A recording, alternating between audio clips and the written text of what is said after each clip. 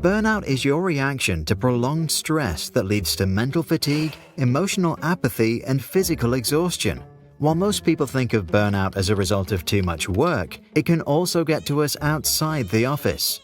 The phenomenon often unfolds in 5 stages and can push healthcare professionals, teachers, new parents, people with chronic conditions, and anyone who bites off more than they can chew to the brink of breakdown.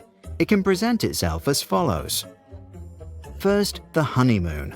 You feel happy, motivated, and excited about your new challenge and, as a result, take on a lot of responsibilities. Then there is the onset of stress. The initial enthusiasm gets tempered by the realities of your daily routine.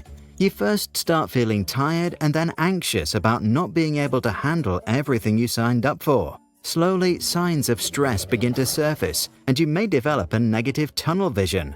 Your limited capacity to pay attention to other things in life can lead to feelings of loneliness. Chronic stress becomes your constant companion, and even tiny new tasks can set you off in a spiral of either anxiety or rage.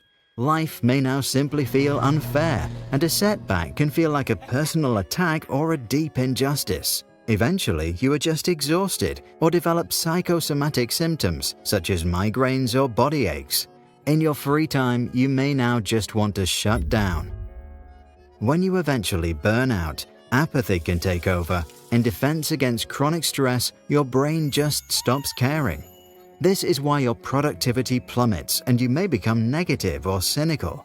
Chronic headaches, insomnia, complete neglect of your own needs, or the desire to just drop out can become part of your daily routine. You reach habitual burnout when this stressful state becomes your new normal and you experience constant cognitive fatigue, physical problems, or a mood that alternates between apathy and anger. Eventually, you may feel trapped in a vicious cycle of despair with no way out. A diagnosis of major depression may be the first turning point towards your path to recovery. To fully heal from burnout can take months or even years. This is why recognizing symptoms early on is important, because then we can distance ourselves from the main stressor, create enough me time to cool down, and do whatever is necessary before it's too late. The psychologist Herbert Freudenberger, who coined the term, originally described the phenomenon as unfolding in 12 stages, but over time they were simplified to just 5. He defined burnout as fatigue that comes from caring too much for too long. What about you? Have you ever experienced any of the stages described in the video?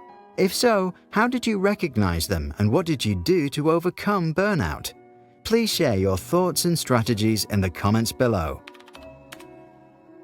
We relentlessly researched education for the past decade, read plenty of peer-reviewed papers, visited all sorts of schools, created hundreds of videos on the topic, and even set up our very own kindergarten for project-based learning. And now, we also made a book.